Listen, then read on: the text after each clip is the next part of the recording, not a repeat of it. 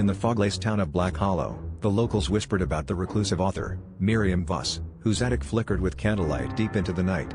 Her notebooks overflowed with tales of shimmering discs above cornfields and shadowy figures slipping through bedroom walls. Each morning after a new story was published online, the town awoke to news of another missing person, sometimes a child, sometimes an old drifter, vanished without a trace, just as her tales foretold. Rumors spread that Miriam's stories weren't mere fiction but coded warnings, or perhaps invitations. Some said she channeled the voices of the vanished, her prose a bridge between worlds.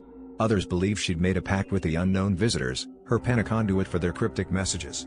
The sheriff, skeptical yet unnerved, found sketches of constellations and ancient glyphs among her drafts, each corresponding to the sites of the disappearances.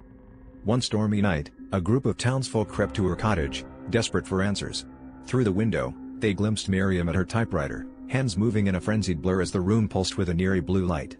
She wrote of a swirling vortex above the very spot they stood, of a humming that drilled into the bones, and of the next names to vanish, suddenly realizing their own were among them.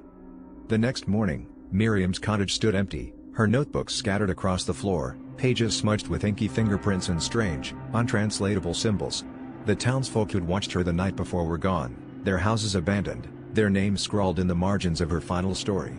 Black Hollow fell silent, save for the distant hum in the sky and the lingering question, were Miriam's stories warnings, or blueprints for something far more sinister?